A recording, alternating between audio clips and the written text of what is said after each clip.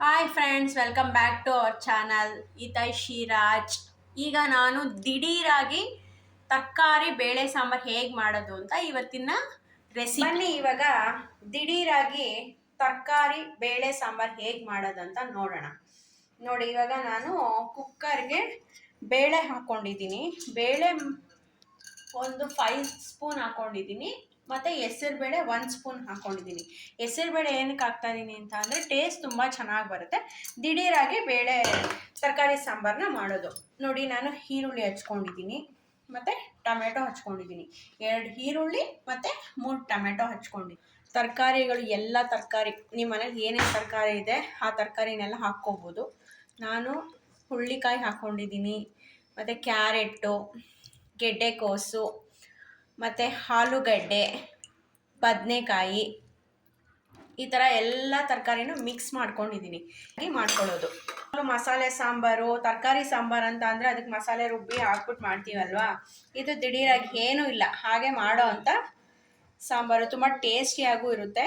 ನೋಡಿ, ಎಲ್ಲ ತರಕಾರಿಗಳನ್ನು ಇದಕ್ಕೆ ಹಾಕ್ತಾ ಇದ್ದೀನಿ. ಈಗ ನೋಡಿ, ಎಲ್ಲ ತರಕಾರಿಗಳನ್ನು ಹಾಕ್ಕೊಳ್ಳೋದು.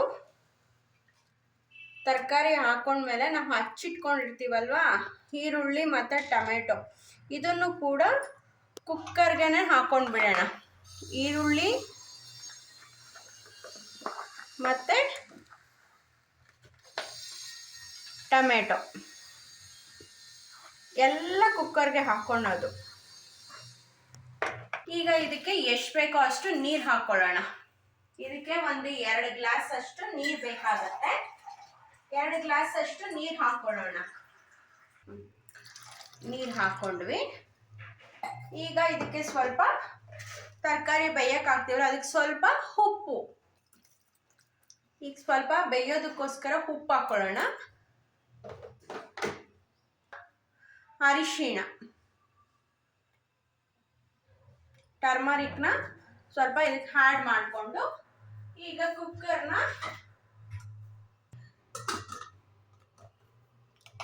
ಕುಕ್ಕರ್ದು ಲೆಡ್ನ ಕ್ಲೋಸ್ ಮಾಡಿಬಿಟ್ಟು 3 ವಿಷಲ್ ಬರೋವ.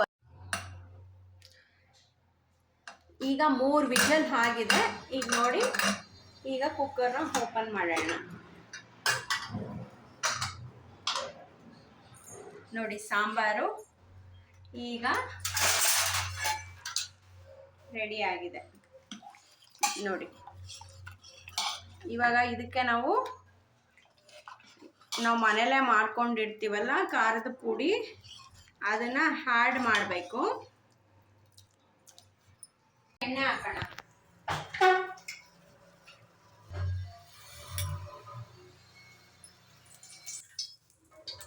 ಒಗ್ಗರಣೆಗೆ ಎಣ್ಣೆ ಹಾಕೊಳ್ಳೋಣ. ಆಮೇಲೆ ಜೀರಿಗೆ, ಸಾಸಿವೆ, ಒಣಮೆಣಸಿನ್ಕಾಯಿ,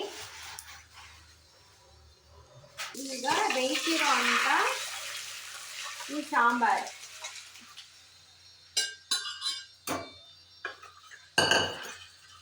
ಬೇಯಿಸಿರೋ ಸಾಂಬಾರು ಹಾಕ್ಕೊಂಡು ನೀವು ಇದನ್ನು ಸ್ವಲ್ಪ ಕುದಿಸ್ಕೋಬೇಕು. ಮತ್ತು ನೀವು ಮನೆಯಲ್ಲೇ ಮಾಡ್ಕೊಂಡಿರ್ತೀರಲ್ಲ ಖಾರದ ಪುಡಿ, ಅದನ್ನು ನಮ್ಗೆ ಎಷ್ಟು ರುಚಿಗೆ ಬೇಕೋ ಅಷ್ಟು ಖಾರ ಹಾಕ್ಕೊಳ್ಳೋಣ.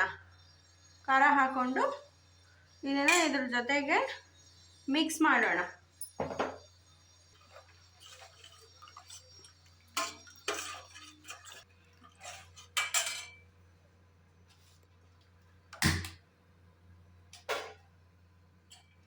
ನೋಡಿ, ಈಗ ಸಾಂಬಾರು ಒಗ್ಗರಣೆ ಹಾಕಿದ್ದೀವಿ,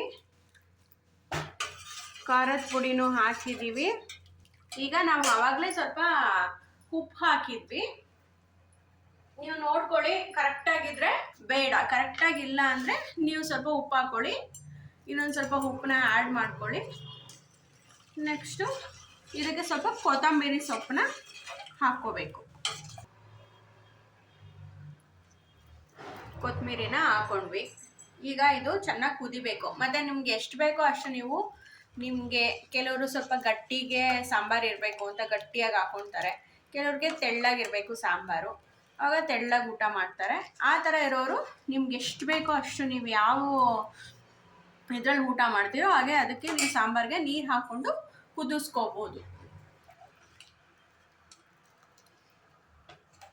ನೋಡಿ ಈ ಥರ ಆಗಿದೆ ನೋಡಿ ಫ್ರೆಂಡ್ಸ್ ಸಾಂಬಾರು. ಇವಾಗ ಇದು ಒಂದೆರಡು ಕುದಿ ಬಂದ್ಬಿಟ್ರೆ ರೆಡಿ ಟು ಸಾಂಬಾರ್. ದಿಢೀರ್ ತರಕಾರಿ ಸಾಂಬಾರ್ ರೆಡಿ. ಊಟ ಮಾಡಬೇಕಾದ್ರೆ ಇದನ್ನ ಅನ್ನದ ಜೊತೆ ನಾನು ಊಟ ಮಾಡಿದ್ರೆ ತುಂಬ ರುಚಿಯಾಗಿರುತ್ತೆ. ಅನ್ನಕ್ಕಾದ್ರೂ ಮಾಡ್ಕೋಬೋದು ಅಥವಾ ಮುದ್ದೆ ಆದರೂ ಮಾಡ್ಕೋಬೋದು. ಸಾಂಬಾರು ತುಂಬ ಚೆನ್ನಾಗಿರುತ್ತೆ.